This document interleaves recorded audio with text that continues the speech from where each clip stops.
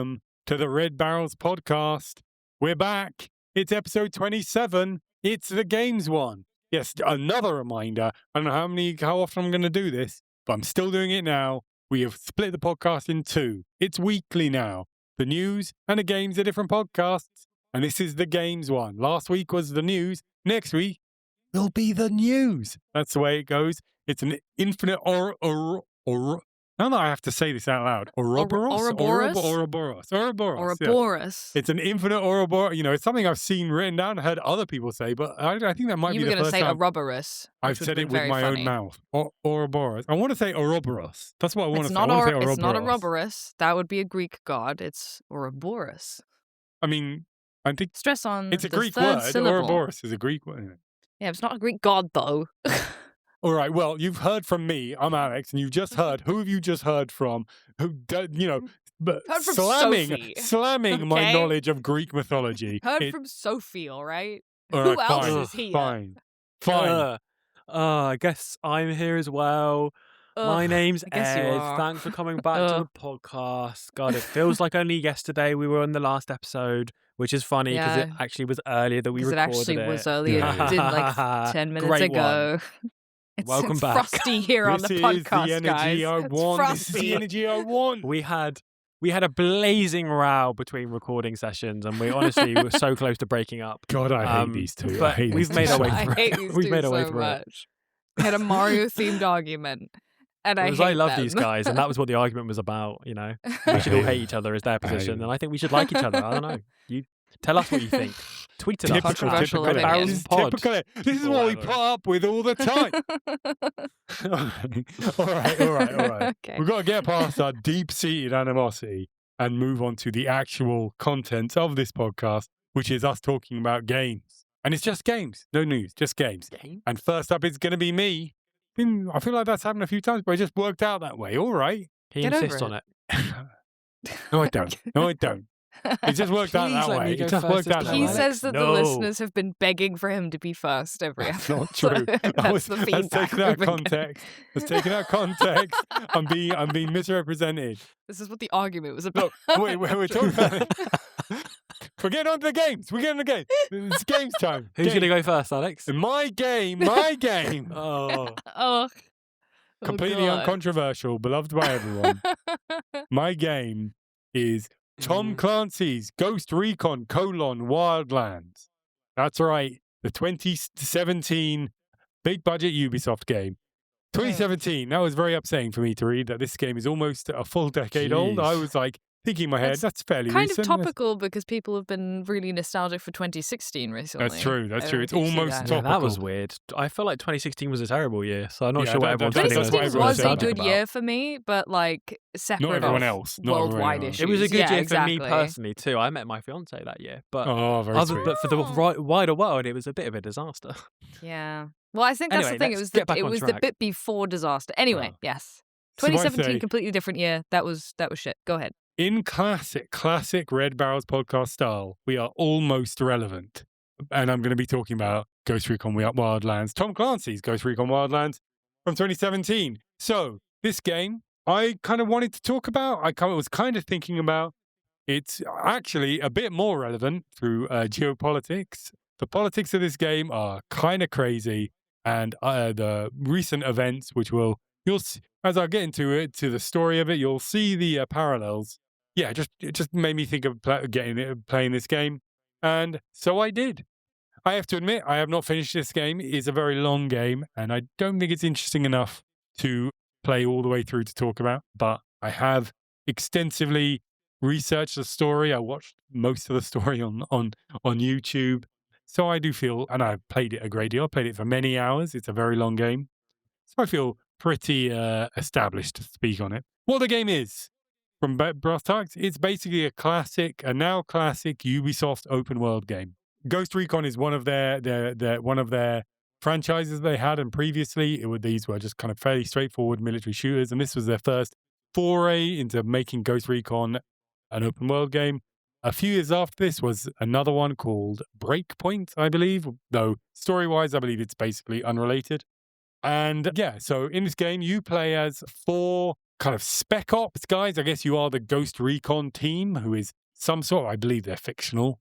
Maybe, I don't know if they're from a Tom Clancy novel, but they're certainly from Tom Clancy games. And you are sent into Bolivia to take down a Mexican cartel that has taken over the country. Now, that sounds quite incendiary in a number of ways. We'll get onto that. Don't worry. That's what we're here for. But the game, as it is, it's a military shooter, so there's not too many bells and whistles. It's fairly straightforward shooting. You do have like a drone and you can do things with that and so on, but there's no like magical abilities by and large.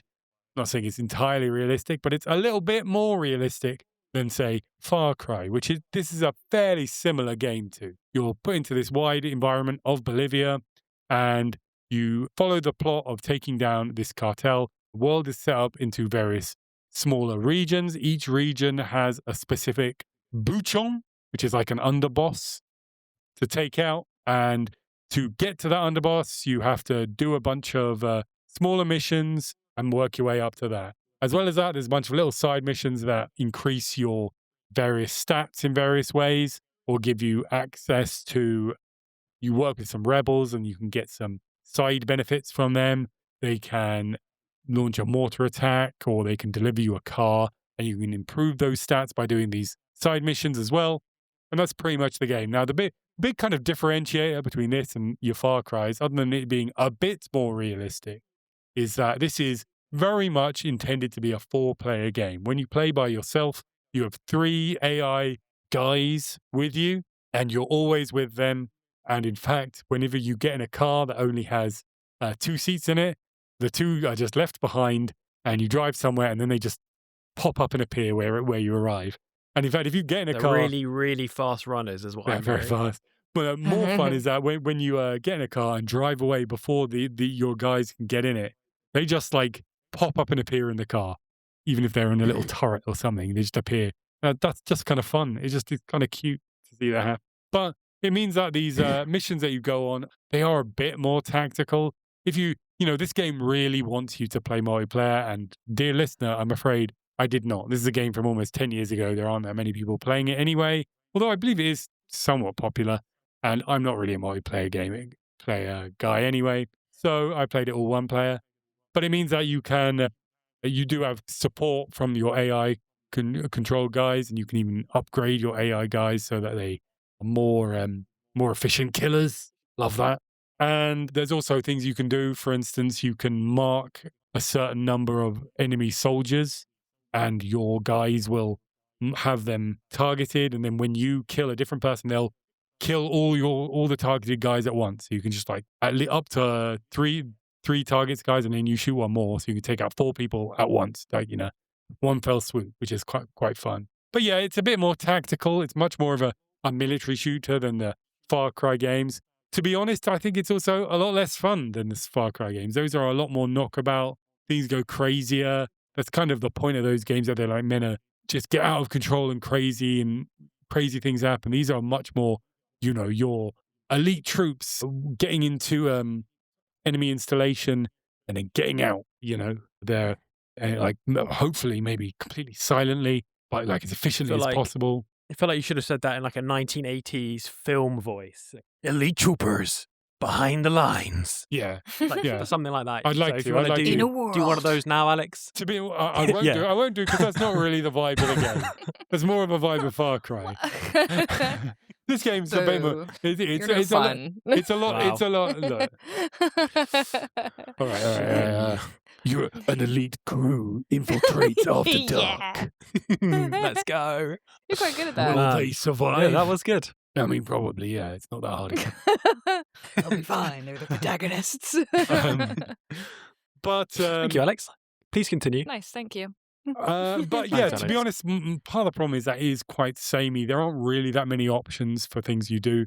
You go in, you try and go stealthy at the start. Sometimes things go wrong, so now you got to go loud, but you're just still shooting guys in fairly similar ways across the thing. It's not awful. It's a fun enough game. I've played a bunch of these open world games, these Ubisoft style open world games, and it's a perfectly decent one of those. I enjoy it a lot in general, but it's not particularly spectacular and probably less spectacular than a lot of the better ones. It's definitely meant to be something. You can feel it's meant to be something. You're meant to play with 3 of your bros on Xbox Live or whatever, and you're just going through it. And it's like one of these games where there's a lot of downtime, so you can just chat, and then you're like, you can imagine you chatting as you drive between missions, and then you get to the mission and you're like going a bit quiet, and you're like, okay, I'm going to shoot this guy over here. You take out that guy, and then things get a bit quieter again, and you go back to chatting. And it's not too high intensity. There are occasionally bits where there are missions where, there's a lot of explosions and stuff. There are things where it gets a bit crazy, but by and large, it's quite a chill game, despite the fact that you're hired killers. But it's kind of like reflected in the style a bit. This kind of the soldiers talk sometimes. They're not very chatty, but you hear them comment on things occasionally, and they're very kind of just like completely nonplussed by everything. Things are going crazy, and they're just like, oh man, I took out that guy. Oh man, can't believe we have to, blow up another cocaine vat. Can't believe that's happening. They're like completely unaffected by everything that happens in the game.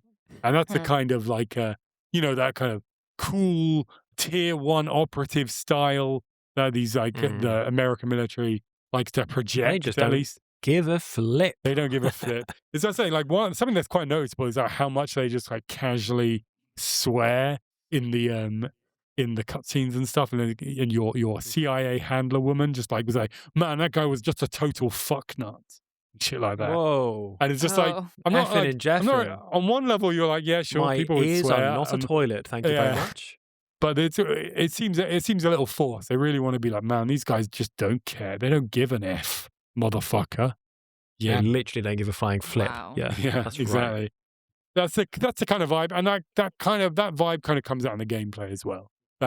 Nothing's too high, even despite what you're doing is like objectively exciting and high octane. It's all treated quite low key, and I think that's meant to go into the kind of multiplayer style that they're going for, which isn't bad in itself. But I'm not playing it multiplayer. I probably prefer things that are a bit higher octane personally. But I kind of can't get away from the politics, because we've got to go early on the politics, because it's all politics, baby. So this game is set in Bolivia. I will say, before we just go full politics, the Bolivian-ness of it, it's a very pretty game. Although I will say I was playing on the PS5, and this is, as I said, it's from almost 10 years ago. It's a PS4 game originally. There doesn't appear to be like a PS5 patch or anything, so it runs at 30 FPS. At times you really see it's a PS4 game. It's also got very slow load times, I've got to say. Maybe if you play it on PC, you can upgrade it better. I'm sure you probably can. But I was a bit disappointed that they hadn't updated it for the PS5, personally. But anyway, it's Bolivia, and it is a very pretty game, aesthetically at least. Technically less so, but aesthetically, I've got to say, as an advertisement for tourism to Bolivia, it's pretty good. I was like thinking, wow, I wouldn't mind going to Bolivia. It seems like a beautiful country, very mountainous. If this is any indication at all, it seems like a very picturesque place to visit. But it being set in Bolivia causes some issues. So this game actually caused a minor international incident, because the Bolivian government went out of its way to complain to Ubisoft about its depiction in this game. Because, as I said, what happens in the game is Bolivia is what they call a narco state, i.e. it's like run by cartels, drug cartels. Now, suffice to say, the actual Bolivia is not run by drug cartels. They do, there is drug running and stuff that happens there, but it is certainly not run by them. What this game posits is that essentially a Mexican drug cartel called Santa Blanca went down to Bolivia and literally took over the entire country, which frankly seems a bit fanciful for a drug cartel to be able to do. But to be fair, they haven't like militarily taken it over per se. They basically just came in and they set up drug farms and stuff, coca leaf farms and refining facility, all the drug stuff. And they also bribed a lot of people. And they basically just managed to like insinuate themselves into the establishment of Bolivia. It is suggested in this game. Now, to be fair, this is established as a fictional scenario, as a fictional situation. And it is worth saying that Ubisoft kind of put out a statement regarding this, in which they say, Tom Clancy's Ghost Recon Wildlands is a work of fiction, similar to movies or TV shows. Like all Tom Clancy's games from Ubisoft, the game takes place in a modern universe inspired by reality, but the characters, locations, and stories are all fantasies created solely for entertainment purposes. Bolivia was chosen as the background of this game based on its magnificent landscapes and rich culture. There's not as much of the culture there, I'll say that. While the game's premise imagines a different reality than the one that exists in Bolivia today, we do hope that the in-game world comes close to representing the country's beautiful topography and that players enjoy exploring the diverse and open landscapes it moved us to create. Which is, I mean, technically true, right? A Mexican drug cartel is not taking over Bolivia. It's not a situation that has actually happened. But I think it seems pretty clear that what they wanted to do was based on things like the TV show Narcos and all these like various, and you know, the general air. I think you hear maybe a bit less of it in specific. That's not really the excuse they use for America's horrific immigration crackdowns these days. But I mean, though it's in the mix, Mexican drug cartels and stuff like El Chapo and things like that. All these stories of these Latin American and more specifically Mexican drug cartels are like in the public imagination. And you could see how if you wanted to make a military shooter, doing something with those might be a way of doing that. So they wanted to make an open world game where you fight Mexican and Latin American drug cartels. And they were like, where are we going to set it? And they just thought, Bolivia seems like an interesting place. Why don't we set it there? But unfortunately, the drug cartels have not taken over Bolivia, so they just posited it. What if they did? What if they did? Let's set a game there. I think that's pretty clearly what the kind of thought process was, which is not great. Another thing is like, it's worth considering that like this kind of basic concept of like, what if a real world location is different in a way that needs resolving through gameplay? It's something they've done a bunch of times. It's worth saying that the following game I mentioned, the sequel, Breakpoint, was set on a completely fictional island that had no connection to reality at all. That I think in the game gets taken over by a tech billionaire who sets up their own private army or something. So they just like completely separate themselves from all politics in that, or all direct politics at least in that one. Probably as a result of the backlash to this, I imagine. But other games they've done have been set in real places. So most obviously for me, Watch Dogs Legion was set in London. And it's set in a future London that was taken over by basically a fascist government.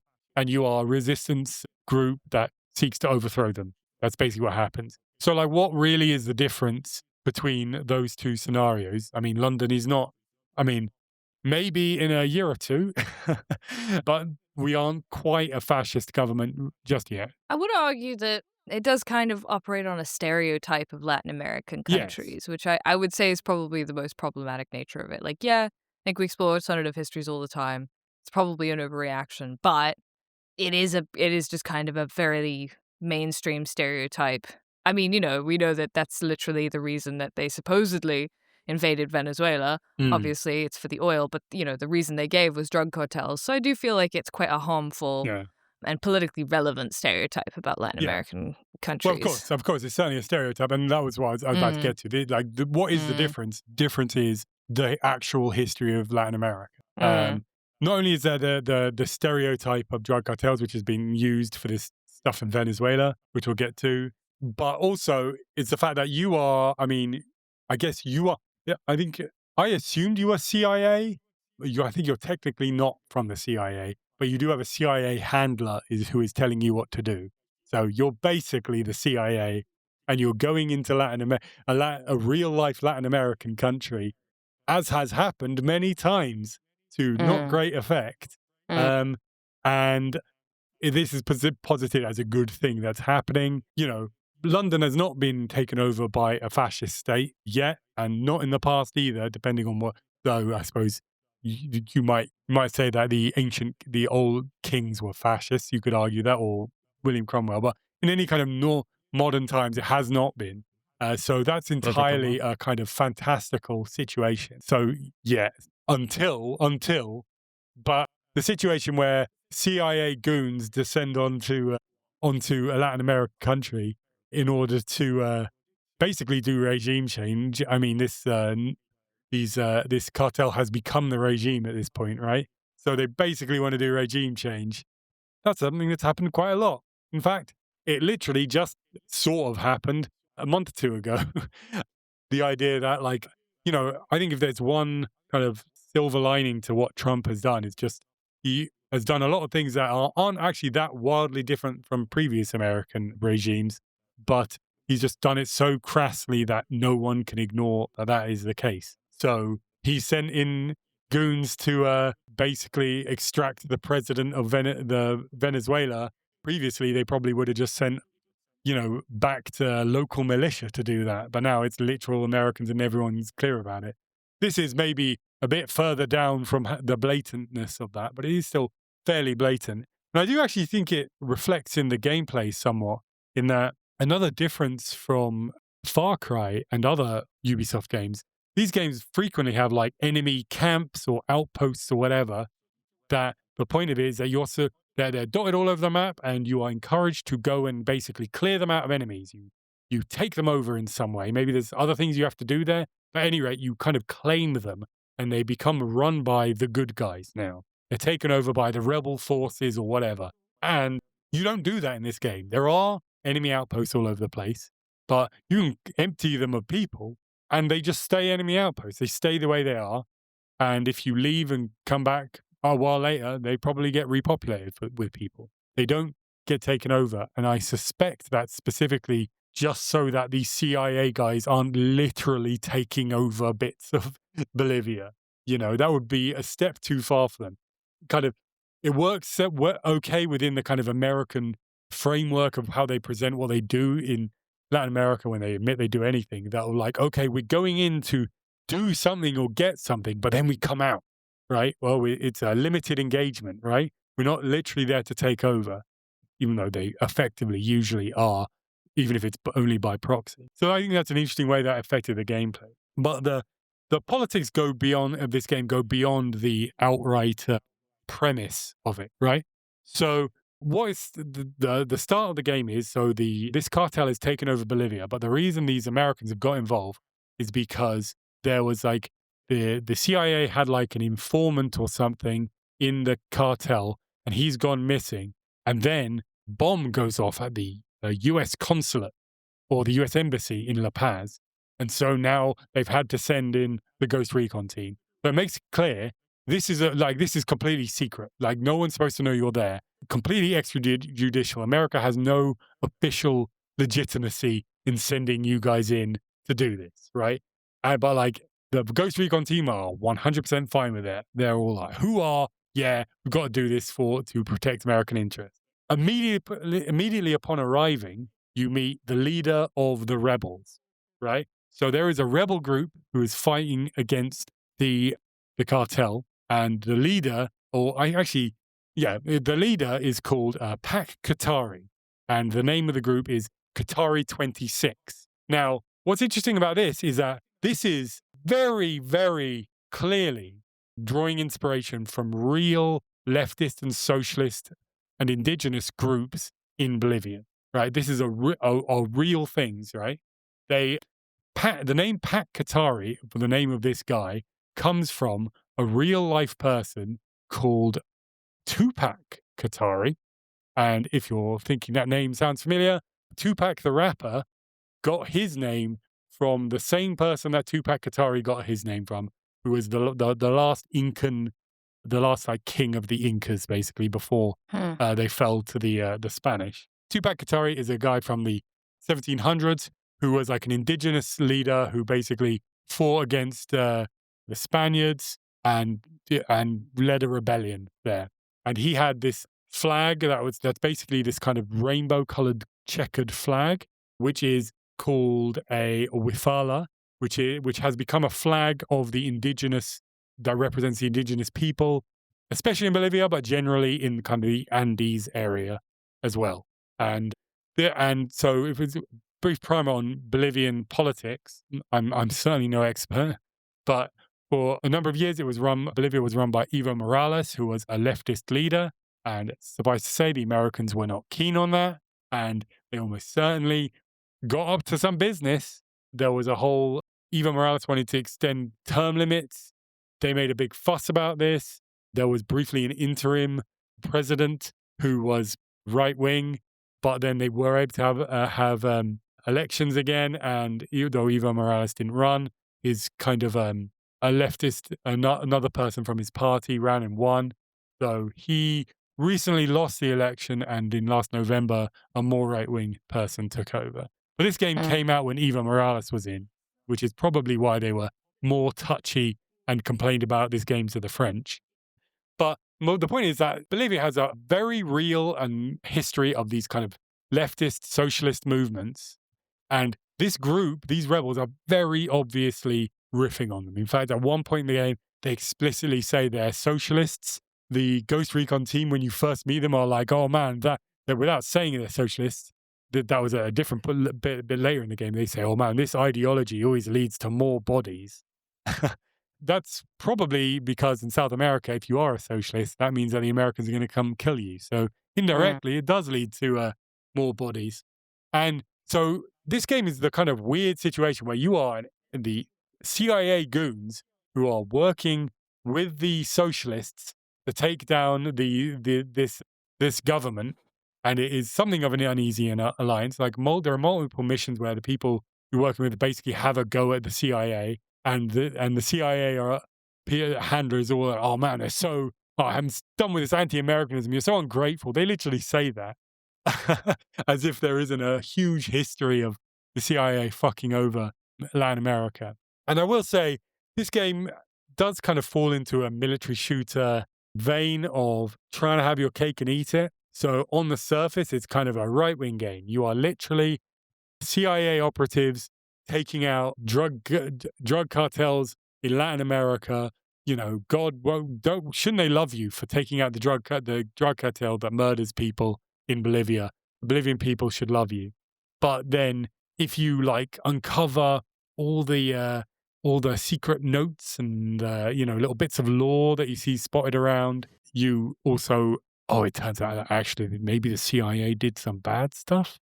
We saw this in the last game's episode, where I talked about Battlefield 6, where it's all about how great NATO is, and you're fighting for NATO and the greatness of NATO, and then literally like 10 minutes before the end of the game, it's like, actually, maybe this was all a CIA plot, the end. Most people probably won't even see the end of that game. Most people don't see the end of games in general.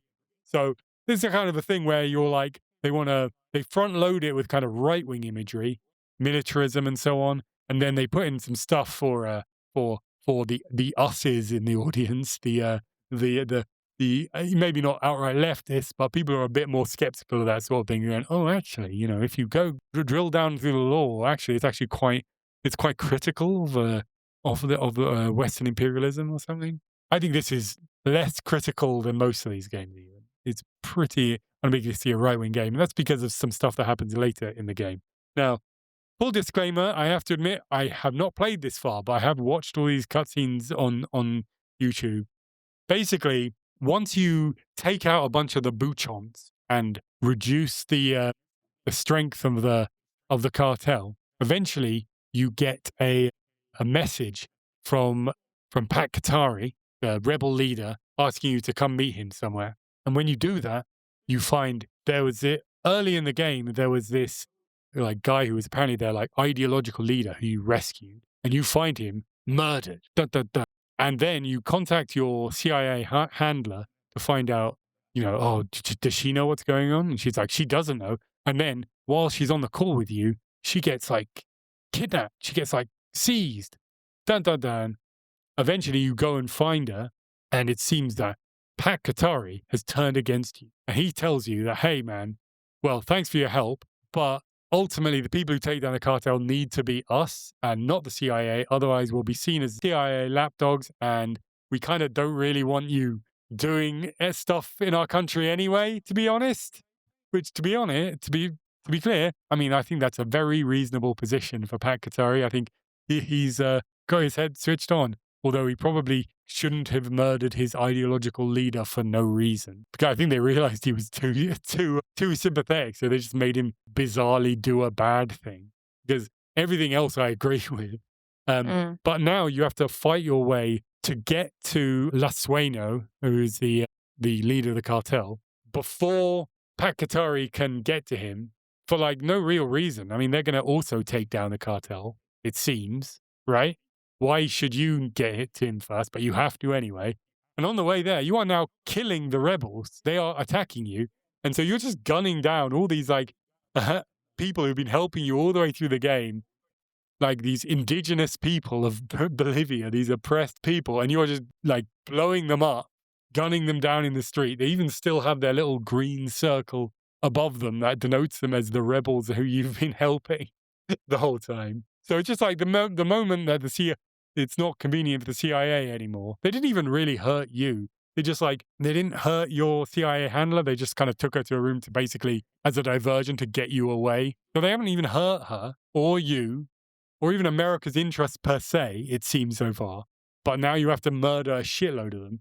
You get there, you finally you fight your way all the way through it, and you're also fighting through the cartel as well. Finally get to this big elaborate mausoleum that Lasueno had built and is very visible from all over the map.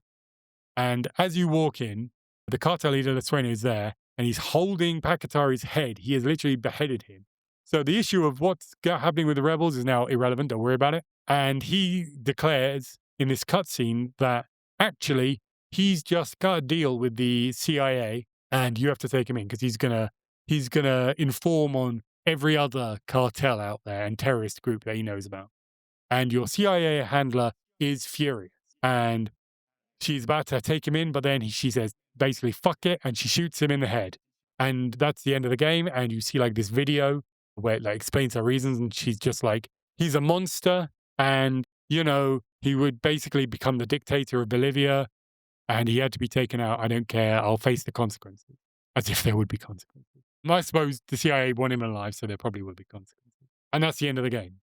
So it's like, oh, the CIA are bad. But here's what's really weird about it, right? This is like the bad ending, ostensibly. You get this ending if you go and take out the Lasueno without taking out every single sub-boss. If you do that, if you take out all the other sub-bosses and then do this mission, what happens is you get the same thing, the exact same thing happens. He announces that the CIA, he's cut a deal with the CIA.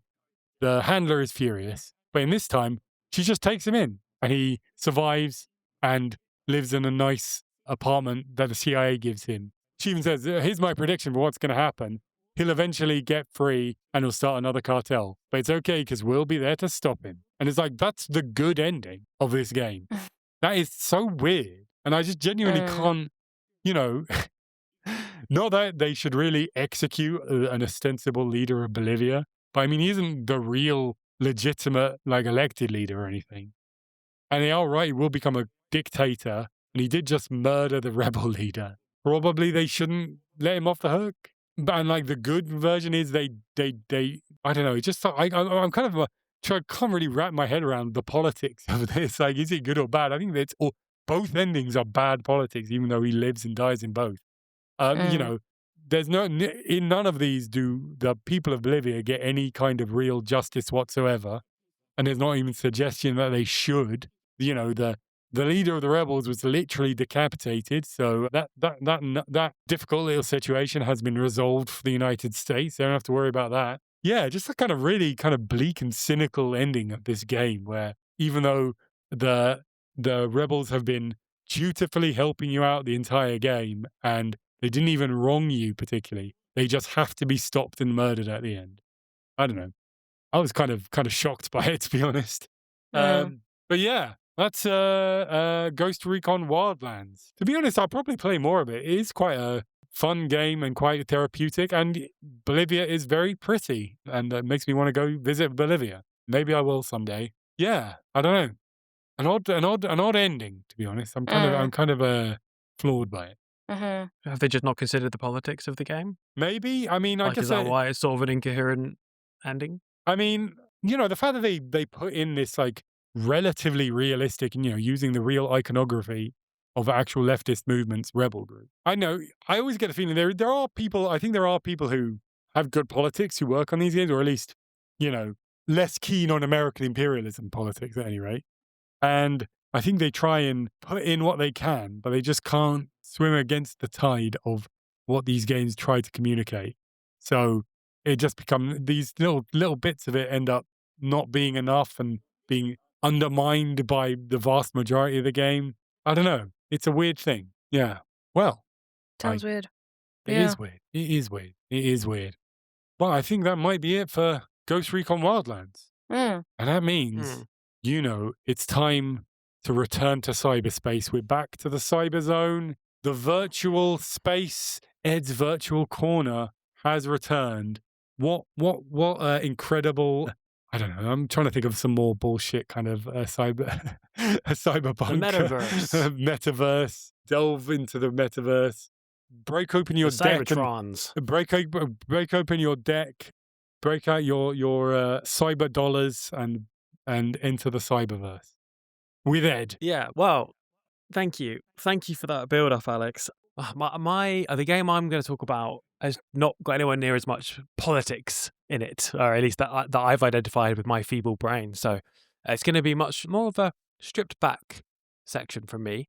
But what, dear listener and dear co-hosts, what would you do, pray imagine, if I told you that I'd been playing a VR game by the developers of the Left 4 Dead series? Ooh. The Left 4 Dead series. You know who developed those, don't you? You know the studio that I'm talking about, right, guys? You know they're also known for their work on Counter-Strike. You know who I mean. Yeah, I'm sure. You know what VR game they're well known for. About. I'm looking forward to their new hardware that's sadly been delayed. Yeah. Huh? Hardware? I've not heard anything about the hardware. Wow. Of course, what I'm talking about is Turtle Rock Studios, formerly known as Valve South. Yeah. And their 2019 action-adventure RPG, not really an RPG. Don't know why I said that. I haven't written it in my script. I just said it. Action-adventure VR game. Comes out. Journey. I wish it was an RPG. Journey of the Gods. Yeah, that's right. 2019. One of the rare occasions when my game is newer than Alex's. So well done. It's well one done. for the history books. So I first got into VR during COVID. So at the time, this game was relatively new. And it was quite well reviewed at the time.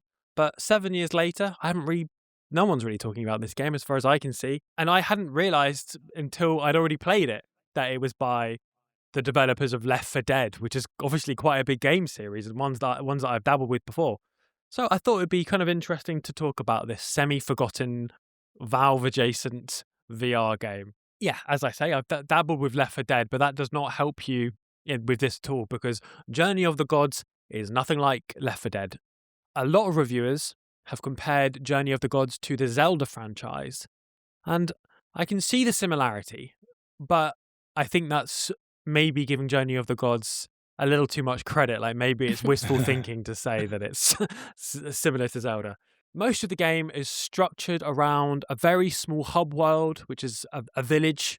In this village, you can purchase a small number of upgrades for your character. You can get like things like more health and like a bigger clip for your crossbow. And then off of this village, you can go into little levels, little dungeons, I guess, kind of. So that's the way in which it's like Zelda. It's got that kind of overworld structure, and then you go into levels. That's kind of the main way in which it's like Zelda, I guess. And to be clear, this village is absolutely tiny. It's like 3 screens, maybe. So don't get your hopes up. This is not Breath of the Wild in VR. So your character in this game is the chosen one, which that's probably a first time that's ever happened in games. And you're destined to free the gods who have been imprisoned. So what you do is you go into this temple and you jump from there into the levels. You work your way through a level, which primarily consists of combat and a bit of puzzle solving. So again, sort of Zelda adjacent, I guess. And at the end, you free the gods and you unlock their special new power. And then you can use their special new power in the next levels. You need to free all of the gods, which is like 6 levels, to prevent the apocalypse. The gods themselves, when you free them, they look like massive birds. And you get one of their feathers on your wrist to represent your new power, which I quite like. That was a neat choice. Yeah, the birds are a good bit of spectacle as well. I like them. They remind me of like a big Pokemon bird, like maybe not quite Zapdos, but maybe like Pidgeot, like quite a big bird, not like not the even top tier Pidgeotto. bird. Not even Pidgeotto. I wouldn't go as far as a Pidgeotto. Wow. So yeah, most of the game you're playing as like a normal humanoid guy. You're playing as your sort of yourself because you're embodying it because it's VR. You're swinging a sword with your real physical arm and blocking it with a shield with your other real physical arm, or shooting a crossbow, that kind of thing. But the sort of gimmick of the game, the sort of twist that does add something to it, is you can go into God mode. And I'll return to God mode in a second. So let me just talk about the actual regular experience of being human in the game. It's all right. It's got pretty competent controls. The crossbow is pretty satisfying to use. There's a big lever on the side that you have to grip and pull back to load in the bolts, and then you pull the trigger and you shoot off a few bolts. And as you level up, you have to pull the lever back less frequently because you get more bolts per clip. Like that kind of thing. Would you say that's similar to your review of being a human in real life? That's very similar to what I do day to day in real life. Yeah, it's all right. It's quite satisfying when you pull back the lever on the crossbow, but and yeah, as in real life in a video game. Wait, hold on. No, it's got quite a satisfying thud to it as you fire the crossbow. On the other hand, the sword, as it always is in VR for me, it just sort of fails to trick my brain. Like, it's so much floatier than a sword would be. When you're meant to be cutting through enemies, you're obviously actually just swinging it blindly in your living room and occasionally hitting a wall. Like, it doesn't quite have that same satisfying feeling. And the enemies also don't react very convincingly to you hitting them either. So you're kind of just swinging your hands pointlessly at them until they die. So I used the crossbow basically as much as I could. Speaking of the enemies, they're fairly uninspiring, I would say. They look quite similar. There are the most basic ones you just sort of need to hit a bunch. There are some that require you hitting them in a specific spot, and like the most memorable ones, probably these huge pillar creatures. They're much taller than you, which is always fun in VR because the sense of perspective is much more engaging, and you need to shoot them twice on each side in order to kill them, so they can pose a problem. But other than that, their design is not particularly interesting.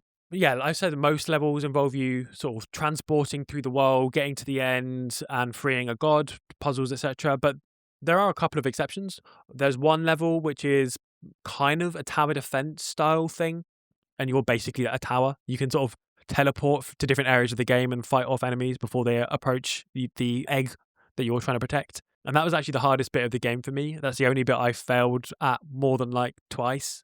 And then the other bit of the game, which is different, is a big boss fight level where you're on a body of water and you're like hopping across these giant lily pads. And you need to make sure the villagers don't fall in the water and die while you're having this fight. The issue of this fight was that it was trivially easy when you remembered that you could go into God mode and just pick up the villagers when they fell in the water. So let me get into God mode now with that fantastic segue. And yeah, to touch on that level real quick, that level took me like less than 10 minutes, I think, in total, including all my retries of it. So out of a 5-hour experience, it didn't leave much of an impression, unfortunately. But yeah, God mode. So most of the game, as I say, you're like a normal humanoid. You're seeing things about your real life eye level. When you enter God mode, you become kind of a giant. You're essentially getting a bird's eye view of the map that you've been walking through. You can only be in God mode for a short amount of time, and it needs to be recharged before you can access it again. And when you're in God mode and you're looking down at the map underneath you, there are certain things that you can do, certain ways you can interact with the world beneath you, and you unlock more as you go through the game. For instance, at the start of the game, the first ability you get is to make certain trees shrink or get bigger, which can be used to you can shrink trees down to clear a pathway for you that would otherwise be blocked, or you can make a tree get up to create an obstacle. So then when you go back into your normal human mode, you can hide behind the tree. A later and probably the most memorable ability is to throw lightning bolts at enemies. So you reach up, grab a lightning bolt out of the sky above you, and hurl it down on the enemies beneath you. Which, to be honest, it's kind of cool, but it also is a bit finicky. It missed me sort of gripping lightning bolts probably 2/3 of the time. You sort of got to re-grip a couple of times quite quickly, and then it'll realize you've got a lightning bolt. But I think basically that the God mode is a cool idea, And I do think it takes advantages of one of the key strengths of VR. Like it's sort of inherently engaging to see things from this new top-down perspective. Like to go back and forth between the two perspectives is a great idea, but its execution is very limited, I would say, and it feels like a shame. And this is getting really to the heart of my view on this game now. I mentioned, for example, that one of the powers, the first one you get, is the ability to make some trees bigger or smaller. That's, first of all, not that interesting. Not that interesting of a power. And second of all, it doesn't work on all trees. There are specific designated trees that you can make get bigger or get smaller. So it's not like you can sort of creatively engage with this mechanic to solve problems in the game. Like, you can make this tree bigger or smaller if you would like. And like normally you have to. Like, the route through the game is behind this tree. So go into God mode, shrink the tree down, and then you can go past it. Like, that's not very interesting. Like, that's just making you go into God mode to sort of, it's basically like pressing a button, you know? That feels like a real waste of the mechanic. And it's not just that either. I mean, another one is you can learn to manipulate liquid. Like, you can move one body of water into a different body of water, like into a different like basin for it, basically. But that's literally it. You can move the liquid from the place where it already is into another like pre-established body of water. You can't like take this body of water and dump it on enemies, or I don't know, use it to clear out a location, or do anything like that. You can just do the exact thing that they've programmed in for you to be able to do. And I love the idea of the God mode. I think the idea of going back and forth between the human scale and like a bird's eye view, God scale, it could be really developed in a way that could encourage like creative play, unique solutions to puzzles. You know, if it was a bit more sandboxy with you slowly learning abilities that allow you to manipulate your environment in like slightly more off the rails kind of way, like a bit less pre-established, pre-planned ways that they've programmed in, it could be like, I think, a really engaging and fun element of the game. And I think playing with size in VR, it can always be fun. I'm blanking on its name right now, but one VR game that I really enjoy is a co-op game that you play with. One person's on a computer and one person's in VR, and the person on a computer plays a tiny, tiny, tiny little minion who's walking around with tons of other identical looking minions, and they're trying to get to an end location. And the person in VR is playing as this giant creature who's looking for the one minion that is controlled by the other person. Like, so they're looking for the one that doesn't act like an NPC, basically. And the part of the joy of that is going back and forth between the two different scales. And I feel like this like God mode thing could be a way of getting a little bit of that fun in a single player game. But it just didn't quite work. They just didn't quite do anything interesting with it. They had this interesting idea and then sort of failed to execute on it. I guess the other thing I would say about the game as well is visually, I'm not really a huge fan of how it looks. It's got this very cartoony art style, and I appreciate this is probably somewhat of a technical necessity. Like, I'm not expecting it to be this like glorious, beautiful, high def sort of thing. But it's just a bit uglier than I would have liked. There's not quite as much charm as I feel like a cartoon needs if it's going to work. The textures are so frequently, it's basically just like, often there's like blocks of color, like, and the background makes it feel kind of lifeless. Like, I don't feel like I'm actually in a real world. I feel like I'm in something that someone's whipped up in Unity, which I mean is what's happened, right? And it feels a bit like you're living in a PlayStation 2 game. And you know, some of it's not like all the design's terrible. Some of it's quite interesting. Like some of it is more engaging than other bits. Like I always enjoy in a VR game when there's big mountains off in the distance. That's an easy win because it's cool to see the mountains far away, and they do a bit of that. But broadly speaking, each location sort of lacks a sense of scale or of anything interesting going on. You just feel like you're in a tiny, tiny, tiny little place, and that's it. And it feels a bit bland, I'm afraid. And yeah, I mean, really, how the game feels, it feels like it's a tech demo. It feels like there's kind of a perfunctory structure and design that the gameplay's hung on. But the gameplay has potential, but it's not quite met. That extends to the story too. If the story is really just a series of levels with very little connective tissue. The only bit in the entire story, the entire sequence of the game that has any kind of like momentum to it is right at the end of the game, the last hour or so, when the hub world village is attacked, and the village that you spent the whole game in is now like on fire or in ruins, and it's sort of doing the whole, you know, Ocarina of Time move where you go to the future and Hyrule castles in a state of disarray. You've got a bit of that going on, and that's kind of it. that's the only moment of the game which created in me any kind of anything. Even saying an emotional response would be too strong for what I experienced in that section. But it was the only bit that created any kind of feeling at all. Mm. I don't want to leave the game without saying I did have one massive technical issue towards the end of the game. In one of the last boss fights in the game, I had no idea what I was meant to be doing. There were multiple phases. The first couple of phases I got through no effort at all, very, very easy. And then the third phase, just nothing that I did seemed to be able to damage the boss at all. I was there for like 20 minutes, half an hour out of this 5-hour game, like trying to damage this boss in some way, and nothing was happening. And then after my third or fourth go at it, I respawned and the boss fight had happened. Like the boss had just died. Like I basically glitched through more or less the final boss of the whole game. And I can't tell if it was a glitch that meant I couldn't damage it. I've since looked it up online and it looks like I was doing the right thing, but it was definitely a glitch that meant that I skipped the boss fight. Wow. So that was not a very satisfying resolution to the game. Just sort of glitching through the final boss is not what you want. But yeah, look, my takeaway from the game is I wish this had been developed with bigger budget and with more time. I do appreciate that it's an attempt to make like a proper game in VR. And by that, I mean not just a series of mini games or something like that, or like glorified phone games. Like it's trying to make a story, tell a story from beginning to end, like have a whole adventure that you go on in standalone VR. There's not that many games that sort of try to do that, or there wasn't in 2019 anyway. Last year, on episode 5 of the Red Barrels podcast, I reviewed Death Horizon Reloaded. Thank you very much. Feel free to check it out after this. Consult your own spreadsheet, listener, to confirm everything, because I know you're keeping it. I know you're keeping it. Of course you are. In that review, in that podcast, I talked a little bit about what I thought the state of VR was, and I think I gave the game quite a generous review. I think possibly nicer even than it deserved, but there we go. The thing is, that game was trying to be something very simple and very generic, basically, and it executed on it without doing really anything beyond the very bare minimum that you would need that kind of game to do. But now it's in VR.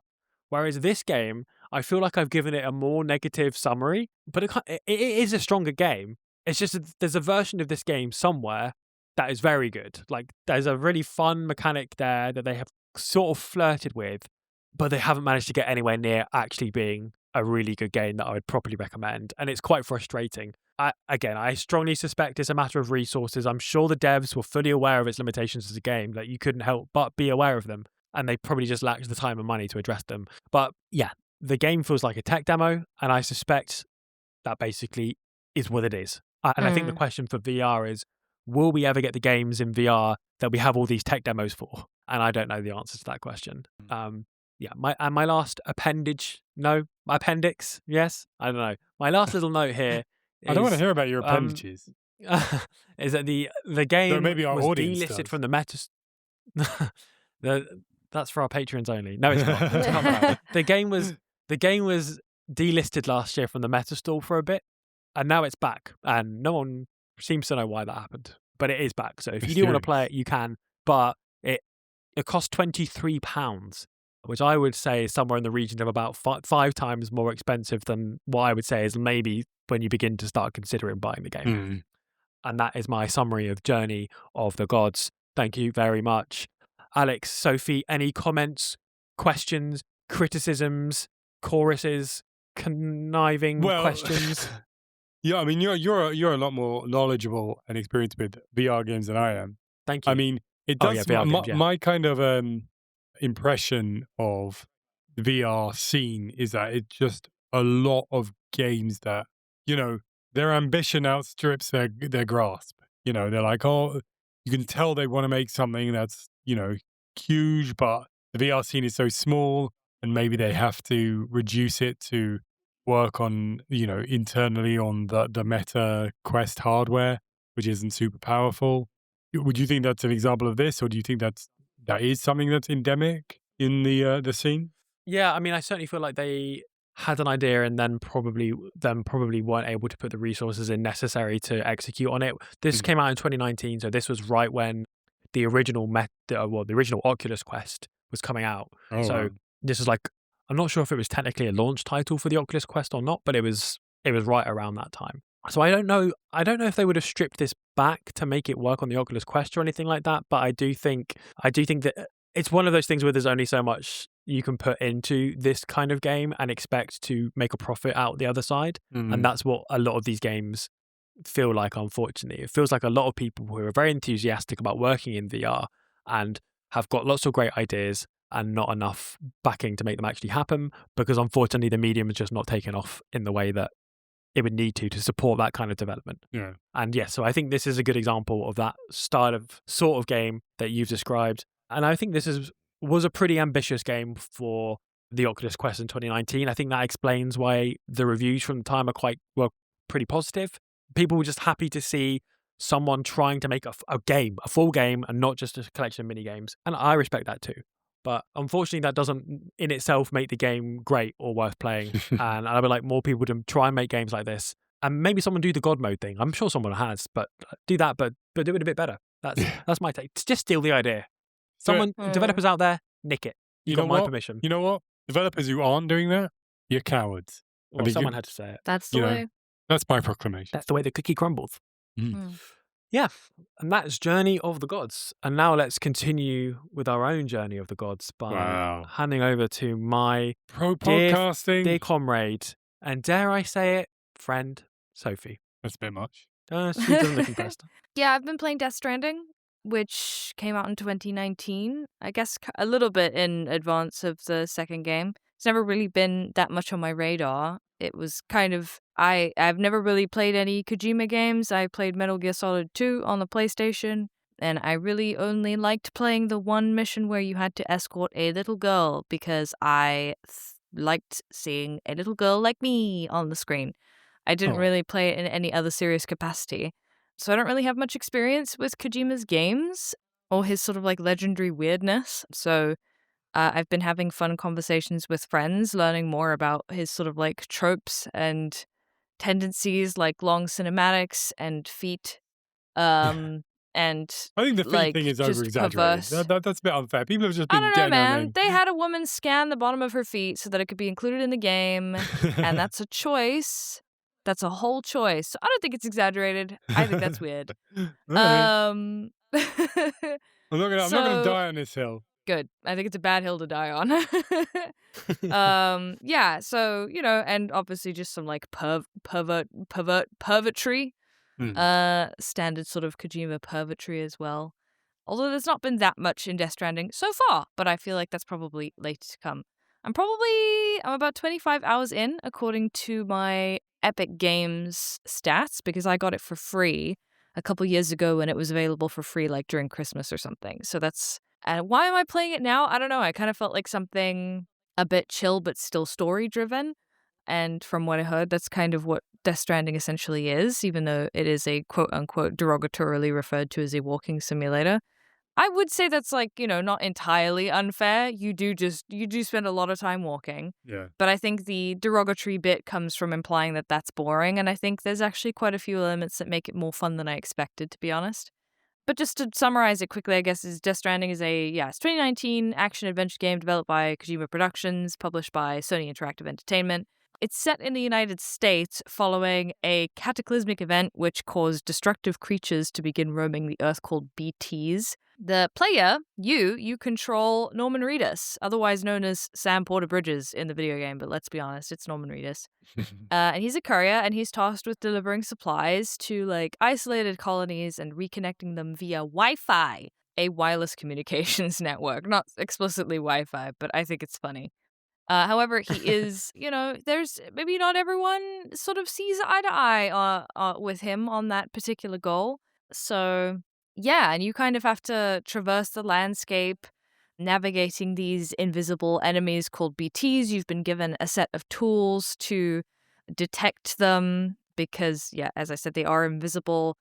And I do just have a fascination with invisible threats. I love that. I love that idea in like weird sci-fi. It's like and sci-fi horror. It's like one of my favorite concepts is like threats that you can't see.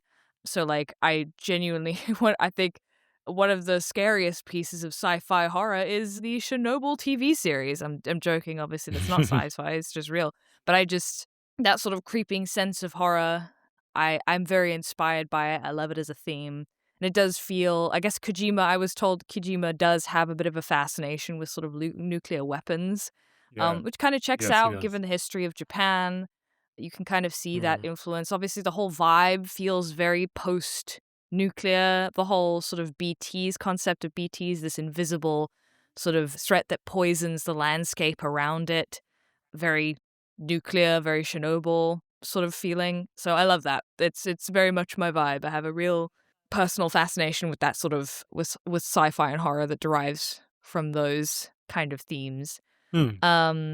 Yeah, and I haven't really, I don't have that many thoughts on the politics so far. I've just been really enjoying it. I've been enjoying the vibe and the world and just sort of strolling about. It's not quite like, have something on the second monitor game, which I was like a little bit hoping for, because the journeys tend to be a little bit too short and or fraught with danger, as you occasionally will also come across hostile mules, which is essentially like people that steal your Amazon packages, but with guns and violence.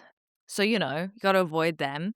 So I'm not quite sort of like as passive as I was expecting, but I really am enjoying it, despite the fact that it is long. It does have some very obvious flaws in the form of there are too many cinematics. I spend most of my time skipping cinematics, mostly like Norman Reedus in the shower, Norman Reedus on the toilet, Norman Reedus going to sleep, Norman Reedus coming up an elevator, Norman Reedus going down an elevator, Norman Reedus putting his backpack on. You should watch every single second of them. You should not deny yourself a single moment of I cannot imagine Reedus. how much longer the game would become if you insisted on watching every cinematic every single time. Like, there is just a cinematic for every, I don't know. People say, like, Red Dead Redemption is long-winded. I'm like, this is also long-winded. Obviously, people complain about the same thing. But at least in Red Dead Redemption, there's, like, a stylistic vibe. I feel like this is pure hubris on Kojima's part, but that's fine. I'm joking. In terms of, like, I don't. This is, like I said, it's my first experience with Kojima's sort of work, and it is very stylized. You could tell why people like him. I instantly understand why he has this like cult following, is because it does have a very specific vibe and tone. And it is very much, I will sacrifice the convenience of the player in order to have a particular vibe and illustration that I want them to see and participate in. And I respect the dedication to having your vision reflected, even at the cost of convenience. I respect that. The politics itself, like I said, I don't really have that many opinions right now. I feel like they'll probably come together closer towards the end. There is a lot of like very sort of American, like patriotic, we want you type sort of propaganda, kind of encouraging you to reconnect the nations and stuff. Oh, something I did want to mention though is like my favorite element of the game is and I feel like there's some politics in this, is the collective nature of building structures when it comes to the online integration. I fucking love that. I had no idea about it before I played the game. I have ADHD, diagnosed since I was 7 years old. So I have this really cool superpower, which is that I don't remember anything about video games. Even if people tell me like spoilers, I generally don't remember them when it comes time for me to play them. So I don't know anything about this game. I might have known things at some point. You also don't remember me talking about the sequel extensively in those elements of the beginning. No, I don't remember anything. Episode. Nope.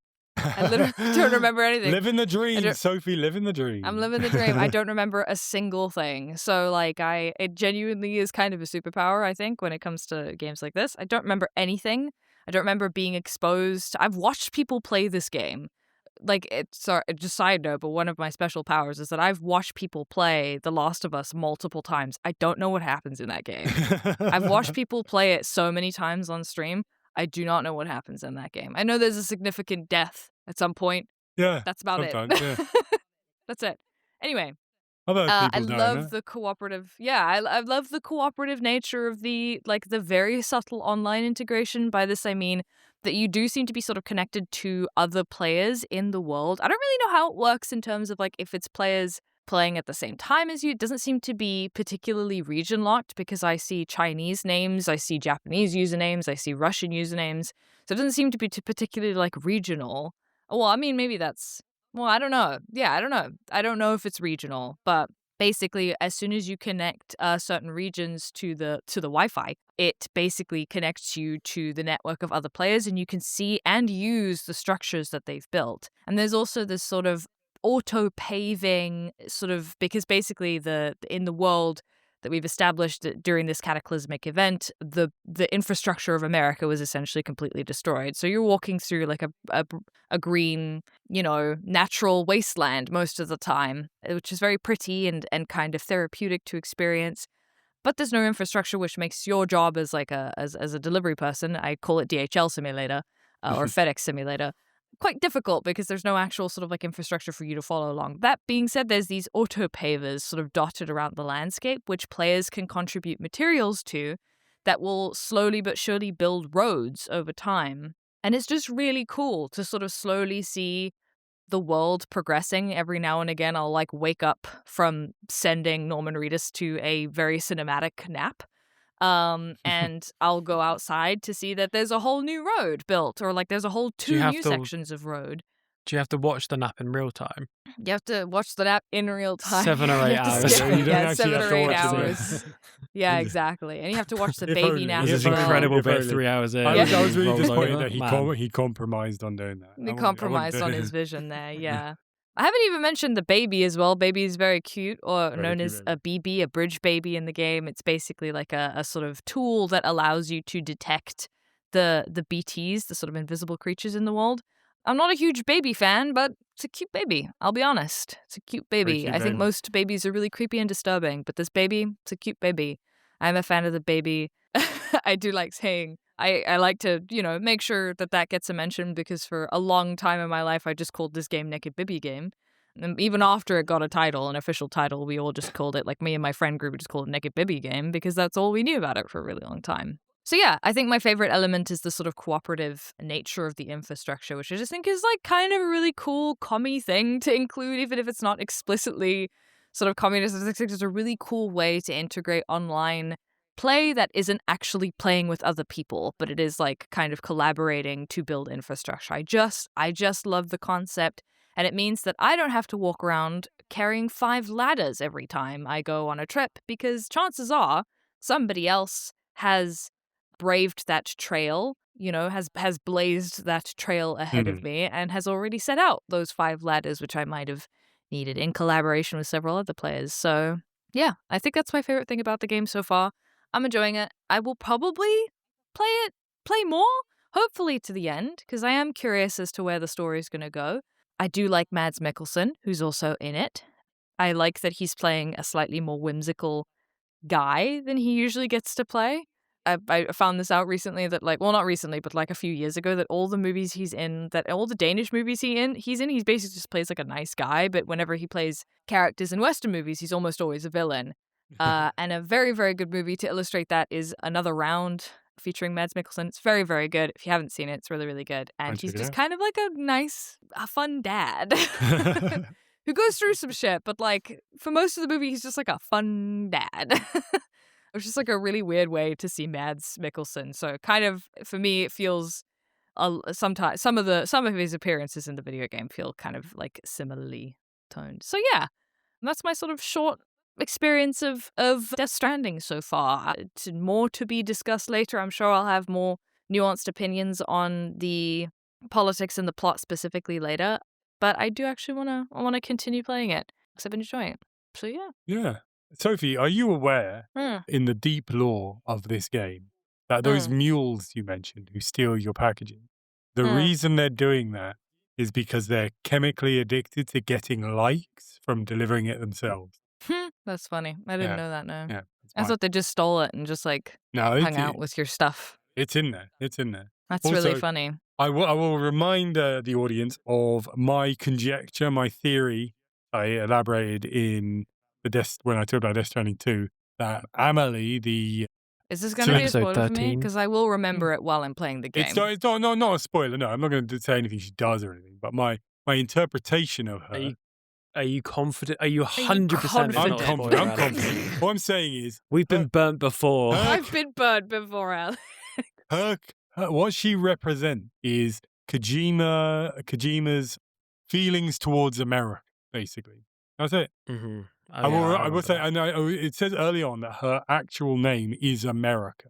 She's On like, the note of Amelie, yeah, her dress is fucking stupid. Her outfit is you're talking fucking about stupid and very obviously designed by a man. Who the fuck? So many times she's in cutscenes just like squatting on a beach in fucking 6-inch heels. Are you joking?